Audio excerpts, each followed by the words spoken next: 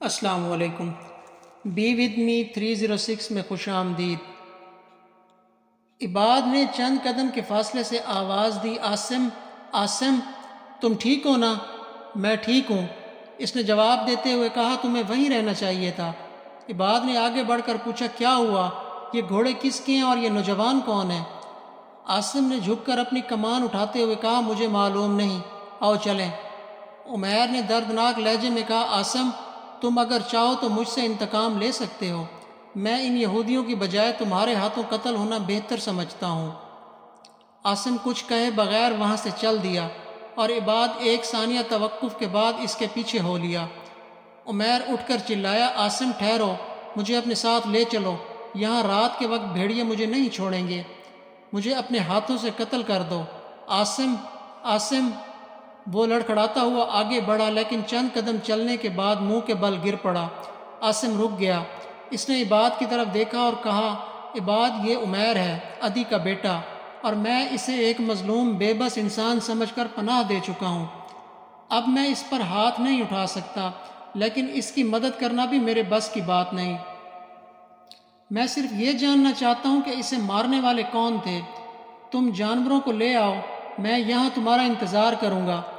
عباد نے کہا اگر آپ اسے پناہ دے چکے ہیں تو اتنا ضرور یاد رکھیے کہ آپ حبیرہ کے بھتیجے اور سہیل کے بیٹے ہیں۔ تم جاؤ۔ عاصم نے برہم ہو کر کہا میں چاہتا ہوں کہ ہم فوراً یہاں سے روانہ ہو جائیں، اب مجھے آرام کی ضرورت نہیں۔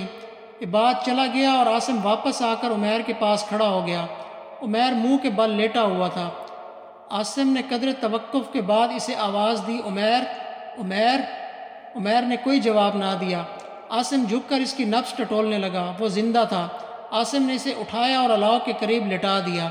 الاؤ میں جلنے والی لکڑیاں انگاروں میں تبدیل ہو رہی تھیں۔ عاصم نے ایک اونٹ کا پالان اتارا اور انگاروں کے اوپر رکھ دیا۔ جب آگ کے شعلے بلند ہونے لگے تو عمیر کی طرف متوجہ ہوا۔ عمیر نے کراتے ہوئے آنکھیں کھولیں اور ادھر ادھر دیکھنے کے بعد اپنی نظر عاصم کے چہرے پر گاڑ دی اور نحیف آواز میں کہنے لگا مجھے معلوم تھا کہ تم مجھے اس بے چارگی کی حالت میں چھوڑ کر نہیں جاؤ گے۔ تمہیں یاد ہے ایک دفعہ تم نے شمعون کے سامنے کہا تھا کہ وہ دن دور نہیں جب اوس اور خزرج متحد ہو کر یہودیوں کے خلاف لڑیں گے۔ مجھے یقین ہے کہ وہ دن اب دور نہیں۔ عاصم نے کہا مجھے تم سے کوئی دلچسپی نہیں، میں صرف یہ جاننا چاہتا ہوں کہ تمہیں مارنے والے کون تھے۔ وہ خیبر کے یہودیوں میں سے شمعون کا کوئی رشتہ دار تھا اور باقی اس کے نوکر تھے۔ میں تمہیں اپنی پوری سرگزشت سناتا ہوں، مجھے پانی دو۔ عاصم نے اٹھ کر اسے پانی پلایا اور عمیر نے اپنی سرگزشت شروع کی۔ یہ یہودی خیبر سے گھوڑے خریدنے آیا تھا اور شمعون کا مہمان تھا۔ جب اس نے گھوڑے خرید لیے تو شمعون نے مجھ سے کہا کہ تم اسے خیبر تک پہنچاؤ۔ میرا باپ شمعون کا راہ سا قرضہ چکانے کا انتظام کر چکا تھا اور میں اسی ہفتے اس سے رہائی پا کر اپنے گھر جانے والا تھا، لیکن شمعون نے اتنا اصرار کیا کہ میں خیبر کے یہودی کے ساتھ جانے پر مجبور ہو گیا۔ یہودی نے اپنی طرف سے مجھے ایک معقول معاوضے کا لالچ بھی دیا۔ یہ فیصلہ رات کے وقت ہوا تھا اور میں چاہتا تھا کہ روانگی سے پہلے اپنے گھر ہو آؤں، لیکن ہمارا قافلہ پچھلے پہر روانہ ہو گیا اور مجھے اپنے گھر والوں کو اب یہ بتانے کا موقع بھی نہ ملا کہ میں خیبر جا رہا ہوں۔ یہ جگہ ہماری دوسری منزل تھی۔ ہم یہاں غروب آفتاب کے بعد پہنچے۔ کھانا کھانے کے بعد یہودی نے مجھ سے کہا تھا کہ آدھی رات تک تم سو جاؤ، اس کے بعد تمہیں جگا دیا جائے گا۔ میں الاؤ کے پاس سو گیا۔ کچھ دیر بعد مجھے کسی نے پاؤں کی ٹھوکر سے جگایا۔ میں نے آنکھیں کھولی تو میرے ہاتھ پاؤں جکڑے ہوئے تھے اور یہودی اس کے نوکر میرے چاروں طرف کھڑے تھے۔ یہودی نے مجھے گالیاں دیں اور اس کے نوکر مجھ پر ٹوٹ پڑے۔ عاصم نے پوچھا خیبر کے یہودی کو تم سے کیا دشمنی تھی؟ عمیر نے جواب دیا اسے مجھ سے کوئی دشمنی نہ تھی، لیکن شمعون مجھے کسی بہانے گھر سے دور بھیج کر قتل کروانا چاہتا تھا اور مجھے روانہ ہوتے وقت یہی بات معلوم نہ تھی۔ میں آپ کو پورا واقعہ سناتا ہوں۔ شمعون نے اپنی بیوی کی موت کے بعد خیبر کی ایک نوجوان لڑکی سے شادی کی تھی۔ اس بدمعاش لڑکی نے شمعون کے غلام سے ناجائز تعلقات پیدا کر لیے۔ ایک رات میں نے انہیں مکان سے باہر پکڑ لیا وہ میرے پاؤں پر گر پڑے۔ مجھے اس عورت سے زیادہ غلام کی بے کسی پر رحم آ گیا، اور میں نے ان سے وعدہ لیا کہ آئندہ تم نے کوئی شرمناک حرکت کی تو میں تمہارا راز افشا کر دوں گا۔ اس کے بعد چند دن خیریت سے گزر گئے، لیکن پھر شمعون کی بیوی مجھ پر ڈورے ڈالنے لگی۔ ایک دن شمعون اور اس کے لڑکے شہر گئے ہوئے تھے اور میں باغ میں کام کر رہا تھا۔ اس نے خادمہ کو بھیج کر مجھے بلایا، لیکن میں نے شمعون کی غیر موجودگی میں اندر جانے سے انکار کر دیا۔ رات کے وقت میں دیوڑی کے باہر سو رہا تھا کہ وہ میرے پاس آ گئی۔ پاس ہی دو اور نوکر سو رہے تھے۔ میں بے عزتی کے خوف سے بھاگا اور سیدھا گھر چلا گیا۔ میں نے اپنے باپ سے کہا کہ میں اب شمعون کے گھر میں نہیں رہنا چاہتا، اس لیے آپ بلا تاخیر اس کا قرضہ چکا دیں۔ انہوں نے وعدہ کیا کہ میں اسی ہفتے قرضہ چکا دوں گا، لیکن اس وقت تم واپس چلے جاؤ۔ مجھے اندیشہ تھا کہ شمعون کی بیوی مجھ سے انتقام لینے کے لیے کوئی تہمت لگائے گی۔ وہ مجھے اس قسم کی دھمکیاں دے بھی چکی تھی، اس لیے میں اپنے باپ کے اصرار کے باوجود واپس نہ گیا۔ لیکن 2 دن بعد شمعون خود مجھے لینے آ گیا اور اس کی باتوں سے میرے خدشات دور ہو گئے۔ میرے والد نے مجھے شمعون کے ساتھ روانہ کرتے ہوئے اس بات کی تسلی دی کہ میں بہت جلد باقی رقم ادا کر کے تمہیں واپس لے آؤں گا۔ اس کے بعد تیسرے دن مجھے سفر پر بھیج دیا گیا۔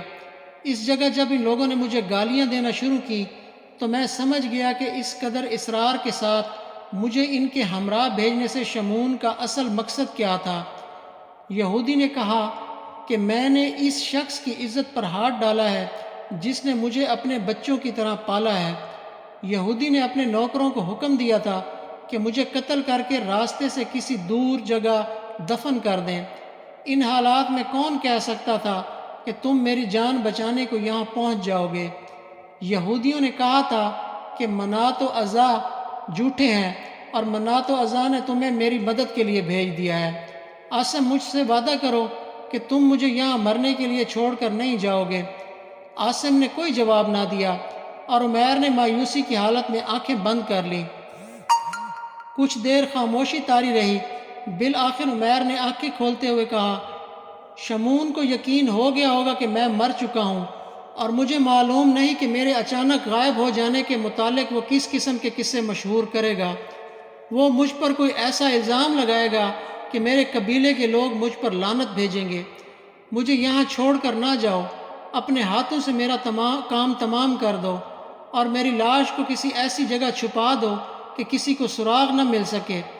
میں تمہاری مدد کے بغیر گھر نہیں پہنچ سکتا۔ اس ویرانے میں میری موت یقینی ہے۔ عاصم نے عمیر کی طرف دیکھا اور اضطراب کی حالت میں اپنے ہونٹ کاٹتے ہوئے کہا، تم جانتے ہو کہ میں تمہیں اس حالت میں چھوڑ کر نہیں جاؤں گا، لیکن میری ایک شرط ہے، اور وہ یہ کہ تم کسی سے میرا ذکر نہیں کرو گے۔ میں یہ نہیں چاہتا کہ میرے قبیلے کے لوگ میرا مذاق اڑائیں۔ مجھے تمہاری شرط منظور ہے۔ عمیر نے اطمینان کا سانس لیتے ہوئے جواب دیا۔ عاصم نے پوچھا، تم گھوڑے پر سواری کر سکو گے؟ مجھے معلوم نہیں۔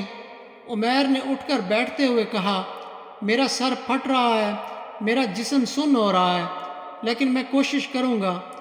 یہاں ٹھہرنا مناسب نہیں۔ مجھے یقین ہے کہ یہ لوگ کہیں نہ کہیں آس پاس چھپ کر ہمیں دیکھ رہے ہوں گے۔ عاصم اور عمیر کچھ دیر خاموش بیٹھے رہے۔ اتنے میں عباد گھوڑا لے کر پہنچ گیا۔ عاصم نے کہا، میں عمیر کو جلد از جلد اس کے گھر پہنچانا چاہتا ہوں، تم ان میں سے ایک گھوڑا پکڑ لاؤ۔